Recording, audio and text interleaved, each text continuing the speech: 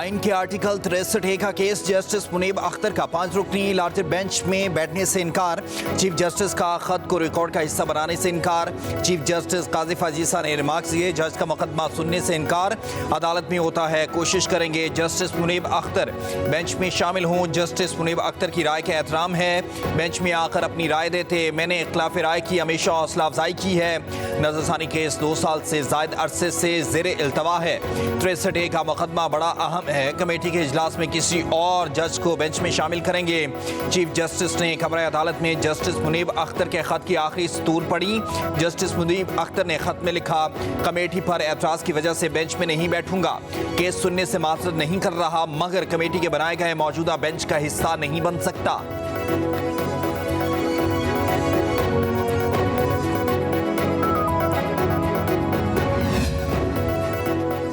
Supreme court ने 63 नजरसानी दरख्वास्त पर समाअत का तहरीरी हुक्मनामा जारी कर दिया। हुक्मनामे में कहा गया है कि जस्टिस मुनीब अख्तर ने आज कमरे अदालत नंबर 3 में बेंच की सरबराही की। वो दीगर जजेस के साथ टी रूम में भी मौजूद थे।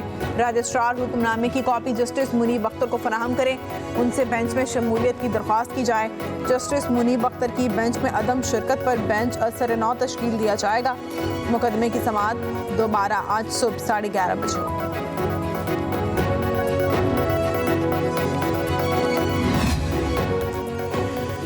जस्टिस मुनीब अख्तर ने आर्टिकल 63 की तशरीह से मुतालिक समाअत के हुक्मनामे को गैर कानूनी करार दे दिया। जस्टिस मुनीब अख्तर ने रजिस्ट्रार सुप्रीम कोर्ट को एक और खत लिख दिया। कहा, 5 रुकनी लार्जर बेंच ने केस की समाअत करना थी। 4 रुकनी बेंच अदालत में बैठकर आर्टिकल 63 से मुतालिक नजरसानी केस नहीं सुन सकता। आज की समाअत का हुक्मनामा मुझे भेजा गया। हुक्मनामे में मेरा नाम लिखा हुआ, मगर आगे दस्तखत नहीं। बेंच में बैठने वाले 4 जजेस काबिल एहतराम हैं, मगर समाअत कानून और रूल्स के मुताबिक नहीं। अपना मौक़िफ़ पहले खत में तफसील से बयान कर चुका हूँ। हुक्मनामे पर एहतजाज रिकॉर्ड कराना चाहता हूँ। आर्टिकल 63 की तशरीह से मुतालिक नजरसानी केस के हुक्मनामे की कोई हैसियत नहीं। चीफ जस्टिस काजी फाजीसा ने प्रैक्टिस एंड प्रोसीजर कमेटी का इजलास आज तलब कर लिया। जराये के मुताबिक कमेटी का इजलास सुबह 9 बजे सुप्रीम कोर्ट में होगा। आर्टिकल 63A का नजरसानी केस मुकर्रर करने के लिए नया बेंच तश्कील दिया जाएगा। जस्टिस मुनीब अख्तर ने पहले से तश्कील करदा 5 रुकनी लार्जर बेंच में शिरकत नहीं की।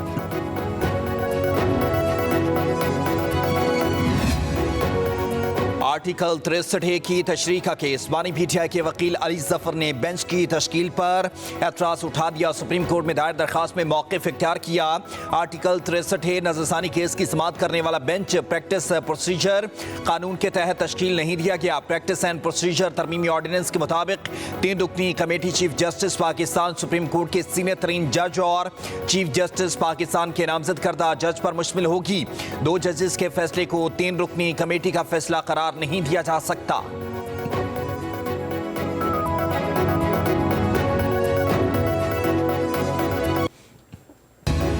पाकिस्तान की जुडिशल हिस्ट्री की तारीख पे इस कमजोरी की वजह से असर पड़ा है और अब वक्त आ गया है कि हम उसको दुरुस्त करने की कोशिश करें। हम एक आईनी अदालत बनाएं और इस आईनी अदालत में तमाम सूबे के बराबर का नुमाइंदगी हो। अदालत में भी एक ऐसा आईनी अदालत बना सकेंगे जिसमें चारों सूबों का बराबरी का नुमाइंदगी हो। जजेस की तकर्री के निज़ाम को बदलेंगे। ऐसी पार्लिमानी कमेटी हो जिसमें अपोजिशन और हुकूमत हो, वो बताए जज कौन बनेगा। अगर इस कमेटी में अक्सरियत हासिल नहीं कर सकते तो जज नहीं बन सकते। चेयरमैन बिलावल भुट्टो का कोयटा में पीपल्स लॉयर्स फोरम से खिताब। कहा, अब वक्त आ गया है कि पाकिस्तान की अदालती तारीख की कमजोरी दुरुस्त करने की कोशिश करें। पीपल्स पार्टी की तजवीज़ है कि सूबों में भी आईनी अदालतें कायम हो। पाकिस्तान का अदालती निज़ाम दहशत गर्दी के मुतासरीन को इंसाफ नहीं दे सकता।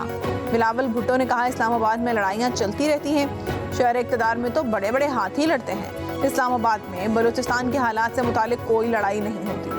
बिलावल भुट्टो ने कहा, वफाक ने सैलाब मुतासरीन के लिए मिलने वाला इमदादी फंड जेब में रख लिया।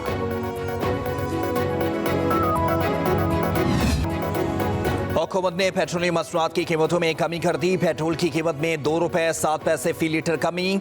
हाई स्पीड डीजल 3 रुपए 40 पैसे सस्ता कर दिया गया। लाइट डीजल की कीमत में 1 रुपए 3 पैसे फी लीटर कमी की गई। मिट्टी का तेल 3 रुपए 57 पैसे सस्ता। नई कीमतों का इतलाक हो गया।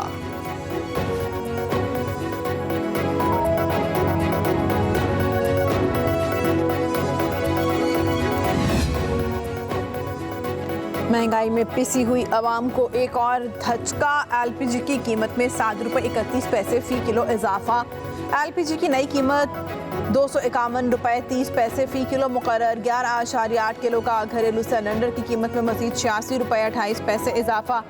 घरेलू सिलेंडर की नई कीमत ₹2,965 मुकर्रर कर दी गई। ओगरा ने कीमतों में इजाफे का नोटिफिकेशन जारी कर दिया। टैक्स रिटर्न फाइल करने की डेडलाइन खत्म हो गई। एफबीआर का टैक्स रिटर्न फाइल करने की तारीख में तौसी न करने का फैसला। तर्जमान एफबीआर ने कहा गोशवारे जमा कराने की तारीख में तौसी नहीं की जा रही। इस हवाले से मुख्तलिफ ज़राए अबलाग पर चलने वाली खबरों में कोई सदाकत नहीं है।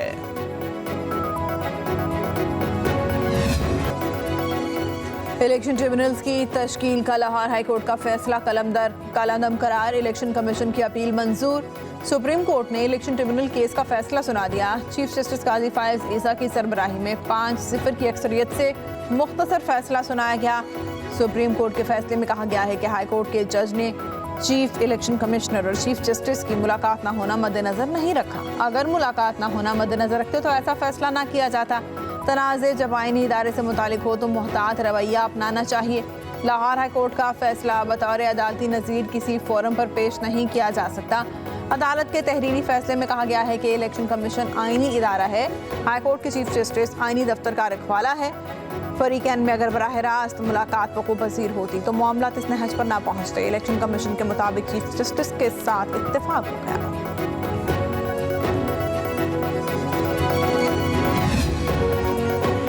इलेक्शन एक्ट का सेक्शन 140 इलेक्शन कमीशन को जजेस पैनल तलब करने का इख्तियार नहीं देता। जस्टिस जमाल खान उमर वकील का ट्रिब्यूनल केस में इजाफी नोट लिखा। मुकर्रना की इस कानून में सोच वाज़ेह है। मुकर्रना ने इलेक्शन कमीशन को जजेस का पैनल मांगने और उनमें से इंतखाब का इख्तियार नहीं दिया। इलेक्शन कमीशन को हर जज पर एतमाद करना चाहिए। इलेक्शन कमीशन एक ट्रिब्यूनल के लिए एक ही जज के नाम का मुतालबा कर सकता है। इलेक्शन कमीशन एक आईनी इदारा और जजेस आईनी ओहदेदार हैं।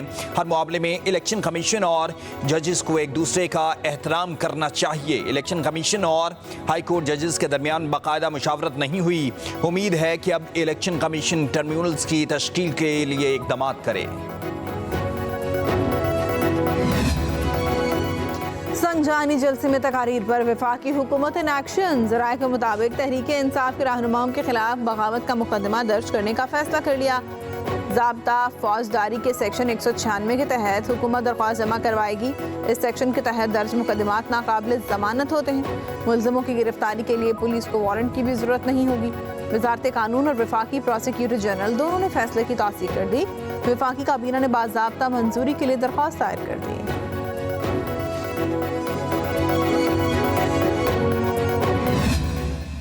ये पंजाब पुलिस को मैं दोबारा वार्निंग दे रहा हूँ।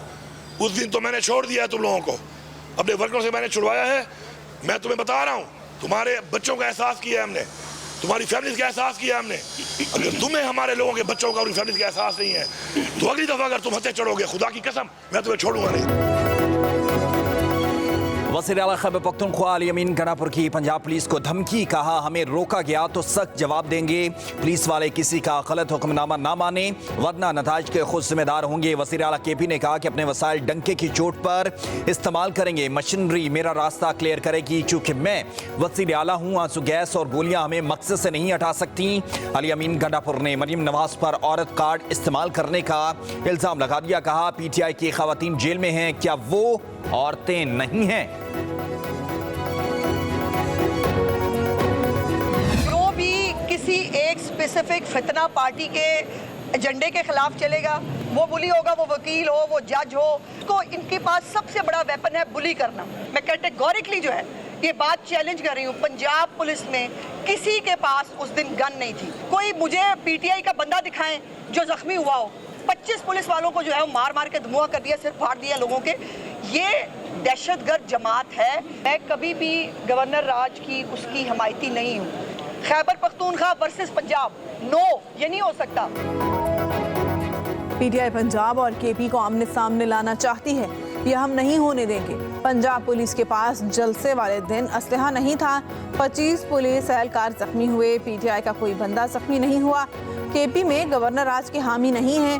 KP में रोज दहशतगर्दी हो रही है। वज़ीर इत्तलात पंजाब अज़मा बुखारी का कहना है कि सोशल मीडिया के जरिए होने वाले जुराइम को नज़रअंदाज नहीं किया जा सकता। सोशल मीडिया किसी ज़ाब्ते में नहीं आता तो उसे बंद होना होगा। DGFIA ने आज मान लिया कि उनके पास वसाइल ही नहीं है। FIA का बयान रियासत पाकिस्तान के लिए बड़ा सवालिया निशान है। रियासत और इदारों को कोई ना कोई फैसला कर लेना चाहिए।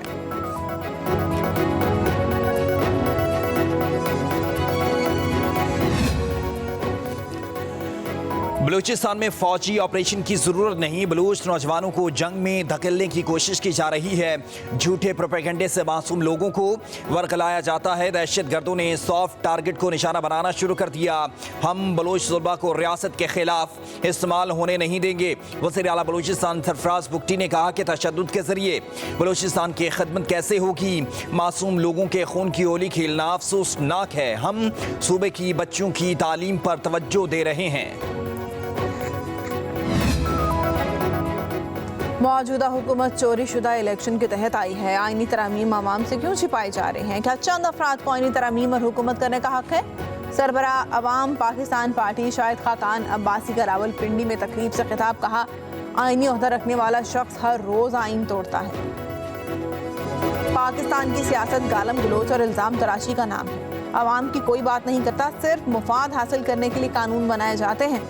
मुल्क की मईशत बेहतर करने के लिए ज़रूरी है कि सियासी इंतशार को ख़त्म किया जाए।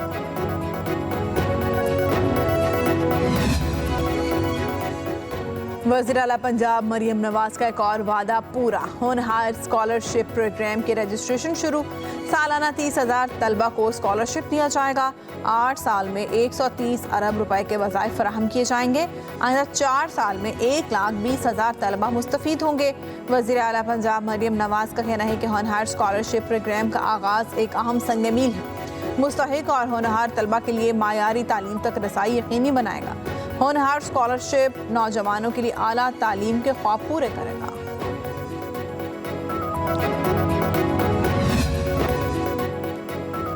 मुमताज़ आलमी स्कॉलर डॉक्टर जाकिर नाइक की पाकिस्तान आमद। इस्लामाबाद एयरपोर्ट पर एडिशनल सेक्रेटरी वजारत मजहबी उमूर सैयद डॉक्टर अताउर रहमान और पार्लिमानी सेक्रेटरी मजहबी उमूर शमशेर अली मजारी ने मुअज़्ज़ज़ मेहमान का इस्तकबाल किया।